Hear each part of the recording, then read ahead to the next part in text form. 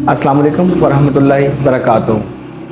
Viewers, मैं sir Naveed Ahmed Saida Fatima Tuzara school and college system मेड के ऑफिशियल पेज से और अपने यूट्यूब चैनल की वसातत से आप सब अहबाब की खिदमत में हाजिर हूँ, एक नए मौजू के साथ, एक नए उन्वान के साथ। मेरा आज का मौजू एक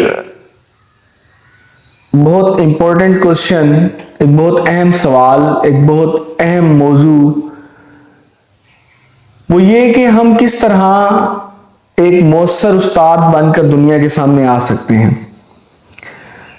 हम ऐसे कौन से काम करें, ऐसी कौन सी खुसूसियात अपने अंदर बिल्ट करें कि हम दुनिया के सामने एक मौसर उस्ताद के रूप में जाहिर हो सकें, दुनिया हमें एक मौसर उस्ताद के तौर पर जान सके। इससे पहले कि मैं अपने मौजू को और अपनी उस रिसर्च को या अपनी उस तगोदू को जो मैंने इस मौजू के, इस सवाल के जवाब में मैंने की, इस मौजू के साथ इंसाफ करने के लिए मैंने की, मैं आपके सामने रखूं। हम इस चीज की डेफिनेशन करेंगे। मैं ये बात बताना पसंद करूंगा कि हम टीचर कहते किसको हैं या टीचिंग की क्यों जाती है। बेसिकली बुनियादी तौर पर टीचर की जॉब मुआशरे को एक नए माहौल और एक नई जान फराहम करना और एक ऐसा मुआशरा, ऐसे अफराद से उसकी तज़यीन व आराइश कर देना, ऐसे अफराद मुआशरे को फराहम कर देना जो किसी हद तक मुआशरे को आगे लेकर चल सकें और बेहतर अंदाज से चल सकें और पिछलों की निस्बतन बेहतर कर सकें, ये असातिज़ा की जिम्मेदारी में आता है। मैं चंद दिन पहले देख रहा था कि शायर मशरिक अल्लामा मोहम्मद इकबाल रहमतुल्लाहि ताला अलैह का मुजस्समा बनाया गया किसी मुजस्समा साज की जानिब से। वो आप सब अहबाब की नज़र से भी गुजरा होगा। अच्छा, वो मुजस्समा उस मुजस्समा साज की जानिब से बनाया गया और उस मुजस्समे को बेहतर अंदाज से वो मुजस्समा साज ना बना पाया। वो जो तख्लीक उसने की, उसने उसका हक अदा ना किया और उस हक को वो सही तरीके से अदा ना कर पाया। उस मुजस्समे को वो हू बहू अल्लामा इकबाल रहमतुल्लाहि ताला अलैह की शक्ल सूरत ना दे सका, तो लोगों की जानिब से बड़ी तनकीद का मुजाहिरा किया गया। सोसाइटी ने उसको बड़ी तनकीद का निशाना बनाया। मुख्तलिफ लोगों की राय थी उसके बारे में, मुख्तलिफ लोगों ने मुख्तलिफ आरा कायम की, मुख्तलिफ लोगों ने मुख्तलिफ कमेंट्स पास किए। किस्सा मुख्तसर ये कि वो मुजस्समा साज जिसने बड़ी अकीदत और मोहब्बत से मुजस्समा बनाया, लेकिन वो बनाने में नाकाम हो गया, तो मुआशरे ने उसको ऐसी कड़ी तनकीद का निशाना बनाया कि आइंदा वो किसी भी सूरत में जब किसी का मुजस्समा बनाने के बारे में सोचेगा या वो मुजस्समा बनाने लगेगा, तो उसको काफी हद तक इस बात का ख्याल होगा कि जब मैं मुजस्समा बना रहा हूं तो या मैं हू बहू बनाऊं या फिर गलती की गुंजाइश नहीं। अगर मैं गलती करूंगा तो मुआशरे की जानिब से, सोसाइटी की जानिब से मुझे माफी नहीं मिलेगी। यहां तक तो बात दुरुस्त है। अब अगर हम देखें तो हम मुसलमान हैं, अल्हम्दुलिल्लाह, हम एक मुसलमान मुआशरे में रहते हैं, एक इस्लामी जमहूरिया पाकिस्तान, इस्लामी रियासत में रहते हैं, तो मुजस्समा साजी तो हमारा मुसलमानों का शेवा है ही नहीं, मुजस्समे बनाने हमारा काम ही नहीं। तो जो ऐसा काम जो हमारा है ही नहीं, उसके ऊपर इतनी कड़ी तनकीद क्यों की गई? आप सब आप सोच रहे होंगे कि मौजू मैंने आपको क्या बताया और बात किधर की किधर निकल गई। अब मैं अपने तमाम दोस्त अहबाब जो मेरी फील्ड से हैं, मेरे शोबे से हैं, उनसे मैं ये क्वेश्चन करूंगा कि अगर सोसाइटी, अगर मुआशरा एक मुजस्समा साज को, जो एक मुजस्समा बनाता है और उस मुजस्समे में कुछ गलतियां करता है, मुआशरा उसको माफ नहीं करता, तो आया कि हम बीइंग टीचर, मैं खुद से शुरू करता हूं कि अगर नवीद अहमद किसी बच्चे की तालीम और तरबियत में वो किरदार अदा नहीं करता, वो परफेक्शन अदा नहीं करता, वो सारे मामलात, वो सारी इंग्रेडिएंट्स, वो सारे मसाले नहीं डालता जो एक अच्छी सोसाइटी को जनरेट करने के लिए ज़रूरी हैं। उस्ताद मुआशरे बनाता है ना, उस्ताद सोसाइटियां बनाता है, उस्ताद कौमों को जन्म देता है। अगर मैं अपनी कोशिश से, अपनी काविश से, मेरी टीम कोशिश से, काविश से एक ऐसा मुआशरा, एक ऐसी कौम तश्कील नहीं दे पाती, तो क्या मुझे तनकीद सुननी चाहिए या नहीं चाहिए? मेरे ख्याल में तो बिल्कुल सुननी भी चाहिए, बर्दाश्त भी करनी चाहिए। क्यों? क्योंकि हम वो मुजस्समा, उसकी उम्र 5 साल, 10 साल या 20 बरस होगी, इसके बाद उसने खत्म हो जाना था। लेकिन बीइंग अ टीचर, हमने जो नस्ल, जो कौम, जो रवैयाजात जनरेट करके इस्लामी जमहूरिया पाकिस्तान सोसाइटी को दे देने हैं, वो एक ऐसी बुनियाद होगी जिसके बाद अगली नस्ल कायम होगी। सो हमें भी चेक एंड बैलेंस करने वाला कोई होना चाहिए, कोई ऐसा हो जो देखे, बताए, तनकीद करे, समझाए, दिखाए, आने वाले वक्त का बताए कि अगर आप इस कौम को इस तरफ लेकर जाना चाहते हैं तो आपको ये करना पड़ेगा। तो चलें, आए फिर हम आज के मौजू पर आते हैं। आज का मौजू मैं आप लोगों को, अब तमाम दोस्तों को बता चुका हूं कि हम किस तरह एक इफेक्टिव टीचर, एक मौसर टीचर बन सकते हैं। अच्छा, मौसर टीचर होने के लिए मैं चंद एक बातें आपके सामने रखूंगा। अगर तो आपको लगे, मैं पहले गुजारिश कर देता हूं, आपको लगे कि इस वीडियो में कोई बात ऐसी है जिसने आपको अट्रैक्ट किया, तो काइंडली कमेंट सेक्शन में मुझे जरूर आगाह करें। और अगर आपको ये लगे कि इसमें कुछ नक्स है, कुछ मेरी बात से इख्तलाफ है, तो फिर आप बहुत जरूरी, लाजमी है कि मुझे कमेंट सेक्शन में जरूर आगाह करें कि इस बात से मुझे इख्तलाफ है, ताकि मैं अपनी इस्लाह कर पाऊं। जी, तो दोस्तों, अगर हम इस सीन को देखें कि एक मौसर उस्ताद आप किसको कहते हैं, तो मैं थोड़ा सा आपको वर्ल्ड वाइड बात करेंगे, हम इंटरनेशनल लेवल पे, कि अगर हम पिछली 100 साल तारीख का मुतालिया करें तो आज दुनिया में वो कौमें कामयाब तरीन हैं जो उस्ताद होने का लाइसेंस जारी करती हैं, जो टीचिंग का लाइसेंस देती हैं। एक इंसान को, एक शख्स को मुख्तलिफ पैमानों पर माप के, मुख्तलिफ तरीकाकार से गुजार के, मुख्तलिफ इम्तिहान लेकर, मुख्तलिफ जायजे लेकर उसका ये अंदाजा करती हैं कि आया ये टीचर बन सकता है या नहीं। फिर उसको लाइसेंस जारी किया जाता है। लाइसेंस होता क्या है? लाइसेंस कहते हैं इजाजत नामे को। जैसे आपने गाड़ी चलानी है तो आपको ड्राइविंग लाइसेंस लेना पड़ेगा, यानी कि आप इजाजत ले रहे हैं कि जी आप गाड़ी चला सकते हैं।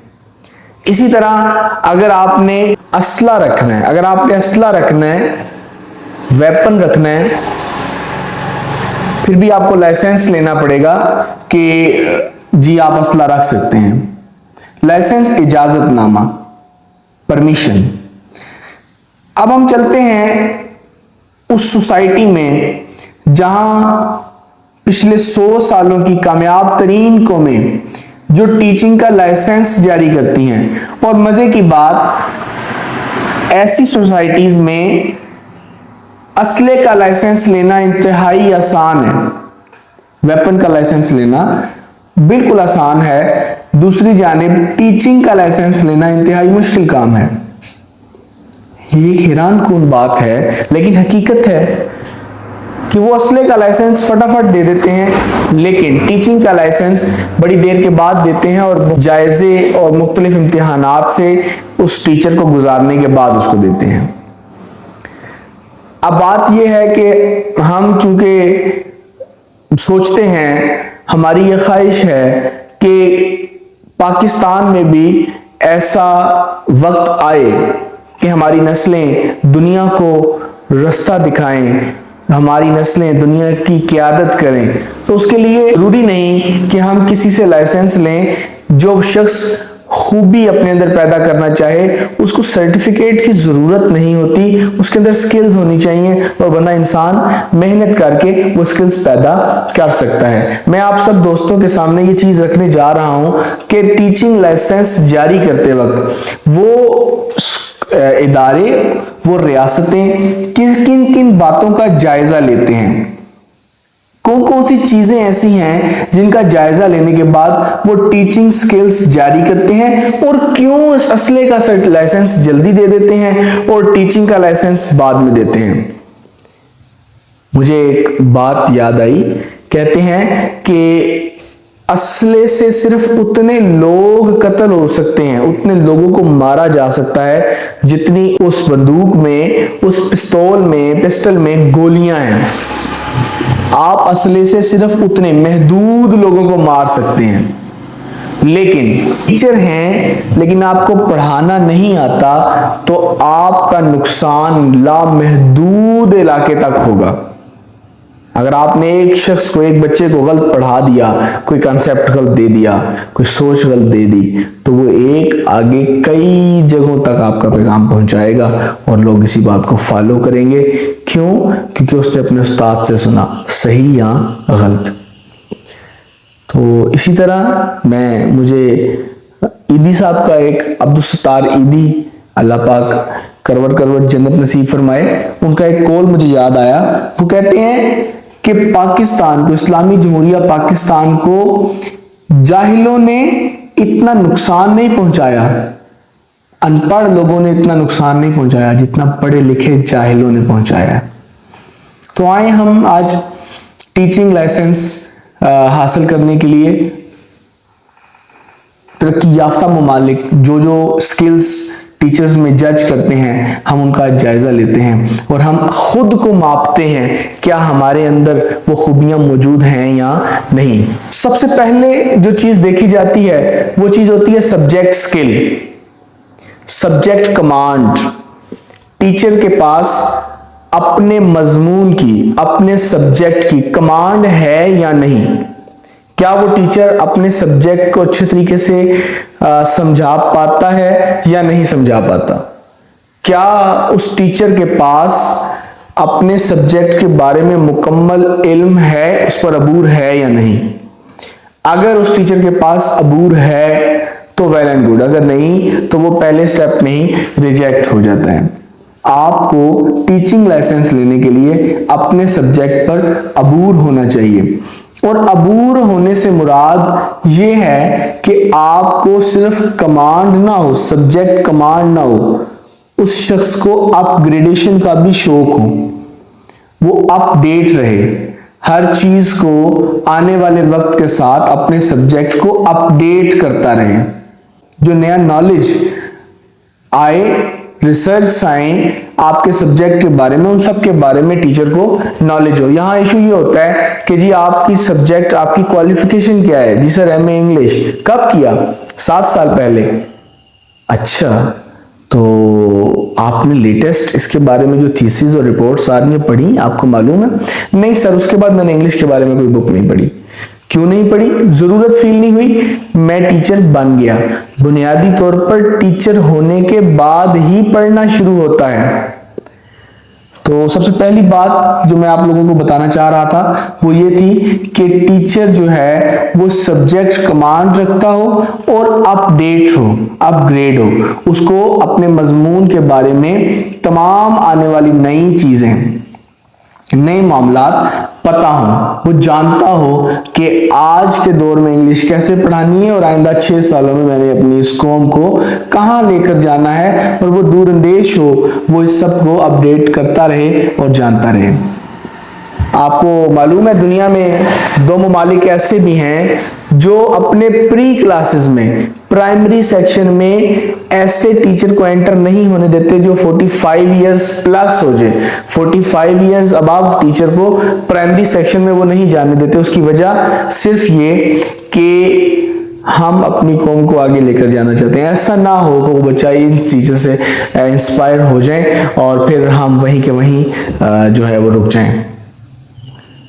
तो आप अंदाज़ा लगा सकते हैं कि दुनिया किस रफ्तार से आगे बढ़ रही है और किस स्पीड से और किस प्लानिंग से आगे जा रही है, फर्स्ट ऑफ ऑल।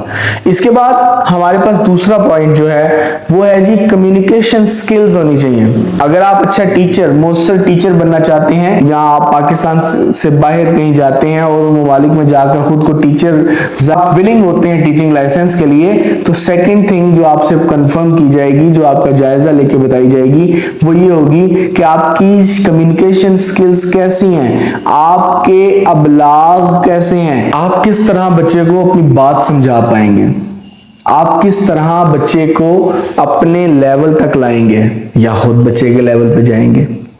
फन ये है कि आप उस बच्चे की सतह पे चले जाएं। मुझे एक बात याद आ गई, साहिब थे तो उनकी मिसेस जो हैं उनकी याददाश्त चली गई।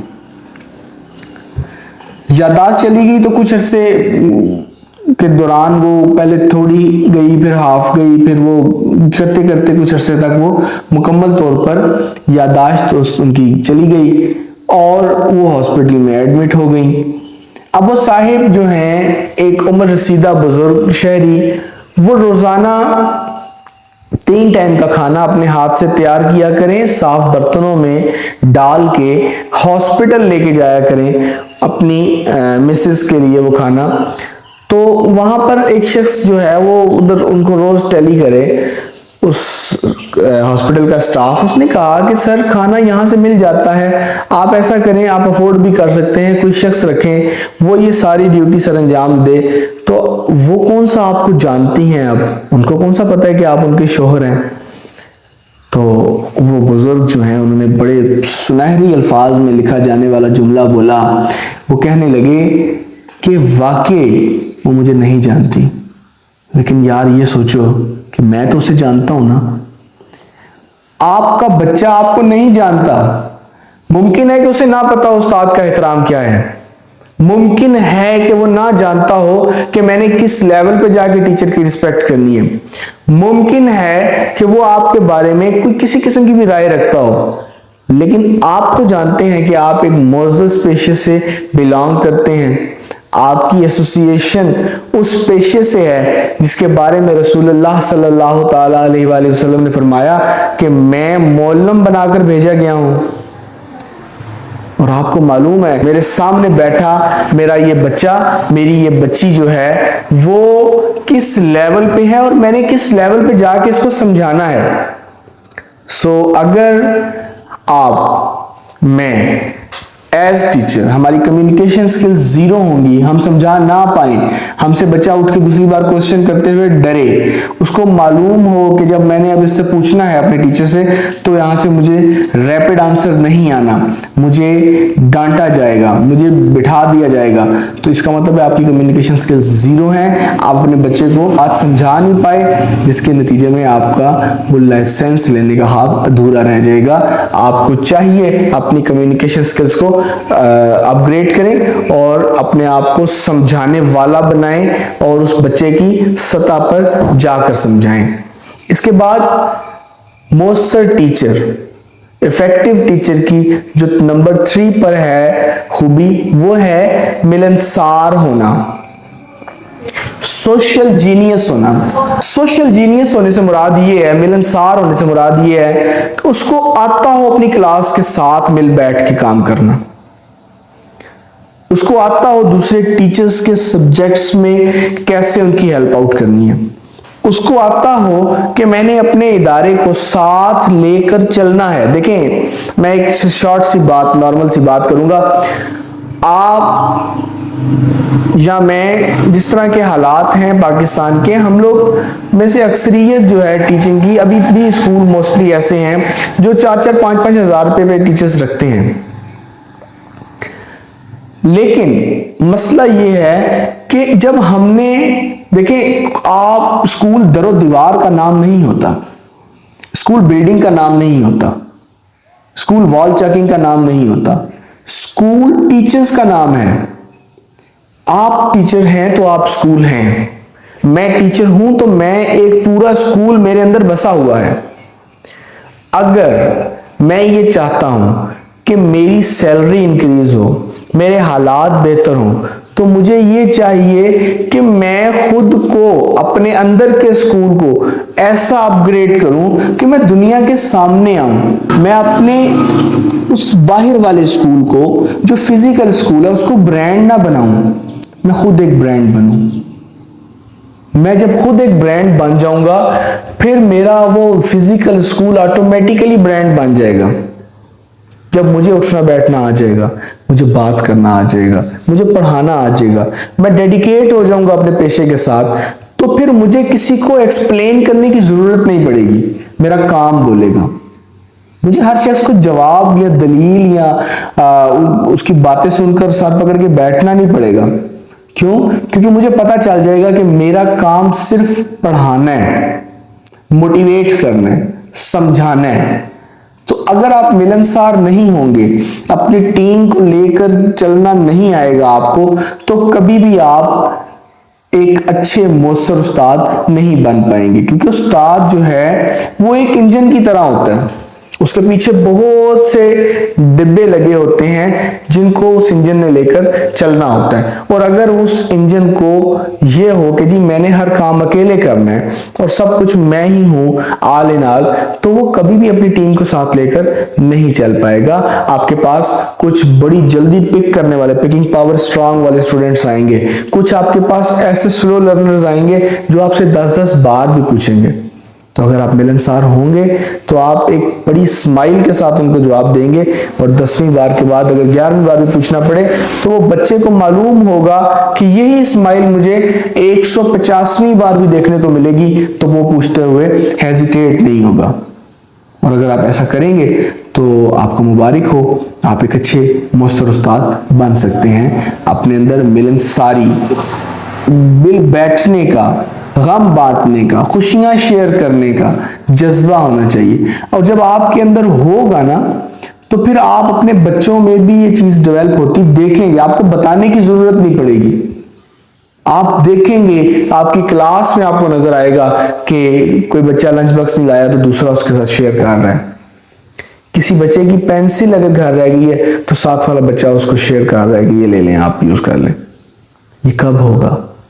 ये तब होगा जब आप अपनी जात के अंदर मिलनसारी पैदा करेंगे, अपनी जात के अंदर, अपने किरदार के अंदर घुल मिल जाना, शेयर करना, मिल बैठना, प्रॉब्लम सॉल्व करना, दूसरों के मसाइल हल करना, उनके मसाइल को समझना, ये सब पैदा करेंगे तो एक वक्त आएगा ये सब चीजें आपकी क्लास में डेवलप होना शुरू हो जाएंगी। बच्चे आपकी मिसालें दिया करेंगे। और मैं अपना पर्सनल एक्सपीरियंस बताऊं, टीचर का खून 2 गुना हो जाता है, डबल हो जाता है, जब उसका बच्चा, उसका स्टूडेंट अपने उस्ताद की बात को कोड करता है, घर जाके बताता है कि मिस ने ये बात कही थी, सर ने ये बात कही थी, आपके पैसे पूरे हो गए, आपका काम फ्रूटफुल हो गया, आपको आपकी मेहनत का फल मिल गया। फिर आपको कोई नहीं रोक सकता तरक्की करने से, लेकिन उसके लिए दाना खाक में मिल के ही गुलजार होता है। खाक में मिलना पड़ेगा। सोचना यह है कि आप में मिलनसारी है या नहीं। अगर तो है तो आपको मुबारक हो, आप एक अच्छे उस्ताद बन सकते हैं। इसके बाद नंबर 4 पे है मोटिवेशन, तहरीक। अच्छा, पढ़ाना काम नहीं है, मैं आपको बता दूं, पढ़ाना कोई काम नहीं है। असल काम बच्चे में तहरीक पैदा करना है, मोटिवेट करना है। आपने बच्चे को ये मोटिवेशन देनी है कि बेटा आपने पढ़ना है, पढ़ोगे तो फायदा है, ये तहरीक है। फिर उसके बाद टीचर उसके लिए रोल मॉडल हो, क्योंकि उसके लिए अगर जब आप उसको बोलेंगे कि पढ़ोगे तो फायदा है, तो उसके पास पढ़ा लिखा बंदा आप ही है। उसके लिए पढ़ा लिखा, दुनिया का सबसे ज्यादा तालीम याफ्ता शख्स आप हैं। और जब आपके अंदर ऐसी आदतें वो बच्चा देखेगा, आप अपने मसाइल उससे शेयर करेंगे, आप उस बच्चे को अपनी छोटी छोटी चीजें बताएंगे, उसको बताएंगे मेरे सर में दर्द है, आप उसको बताएंगे कि जी आज मैं घर से झगड़ के आया हूं, आप उसको बताएंगे कि जी मेरे तो ये मसाइल हैं, वो बच्चा कभी आपको आइडियलाइज नहीं करेगा, वो बच्चा कभी आपके साथ अपनी शेयरिंग्स नहीं करेगा, आपको आइडियल नहीं बनाएगा। आप उसके लिए सुपरमैन हैं। और जब उस बच्चे को ये पता चलेगा कि मेरे सुपरमैन के सर में दर्द होता है, तो वो बोलेगा कि नहीं, ये सुपरमैन नहीं है। जब उस बच्चे को पता चलेगा कि मेरे सुपरमैन की अम्मी भी इसको डांटती हैं, मेरे सुपरमैन के भी मसाइल हैं, तो वो कभी आपको आइडियल नहीं बनाएगा। जब वो आपको आइडियल नहीं बनाएगा तो वो आपकी मोटिवेशन को रिसीव नहीं करेगा। आप खुद मोटिवेट रहें, खुद सीखना जानते हो, खुद अपनी एनर्जी को नई नई पॉलिसी सीखने पे लगाएं, नई तालीम हासिल करने पे लगाएं, अपनी अपग्रेडेशन पे लगाएं। और जब आप ये करेंगे तो ये ऑटोमेटिकली कन्वर्ट होगी आपकी क्लास में, आपके स्टूडेंट्स पे। सो अच्छा टीचर हमेशा मोटिवेट होता है, और मोटिवेशन पैदा नहीं की जा सकती। आप किसी के अंदर डाल नहीं सकते, आप मोटिवेशन किसी को पढ़ा नहीं सकते। मोटिवेशन हमेशा अंदर से पैदा होती है ऑटोमेटिकली, और जब वो पैदा हो जाए फिर वो नस्लों को तब्दील कर देती है, फिर वो मुआशरों को तब्दील कर देती है, फिर वो एक ऐसी कौम को पैदा करती है जो बिलाशुबा बेशुमार तब्दीलियां लेकर आती है, एक नया मुआशरा कायम हो जाता है। तो अगर मोटिवेशन है तो आप अपने स्टूडेंट्स को मोटिवेट कर सकते हैं, अगर मोटिवेशन नहीं तो आप अपने स्टूडेंट्स को मोटिवेट नहीं कर सकते। नाम याद आ गया मुझे, अली बिन उस्मान अल हजवेरी, किताब का नाम है कशफुल महजूब। जुमला, कमाल जुमला लिखा, कहा बर्तन से वही निकलेगा जो उसमें है। मोटिवेशन वही टीचर देगा जिसके पास मोटिवेशन है, जो पढ़ना जानता है, पढ़ाना जानता है, पढ़ने से इश्क करता है, पढ़ाने से इश्क करता है, वो अपने बच्चों को आगे लेकर जाएगा। और जिस शख्स ने आगे बढ़ने का सोचा नहीं, जिस शख्स की आंखों में ख्वाब नहीं, जिस शख्स के पास सोचने को कुछ है ही नहीं, वो शख्स ना खुद कहीं जाएगा ना किसी को कहीं लेकर जाएगा। जिसने कहीं जाना होता है वो किसी दूसरे को भी साथ ले जाता है, लेकिन जिसने वहीं रहना है वो साथ वालों को भी वहीं रखता है। सो टीचर के लिए मोटिवेटेड होना बहुत जरूरी है। वो तहरीक में हो, और एक ऐसी तहरीक हो जो अपने साथ कईयों को पार ले जाए।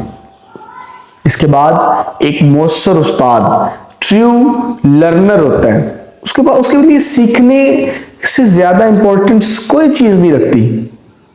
कोई चीज ऐसी नहीं है जो सीखने से ज्यादा अहमियत रखती हो।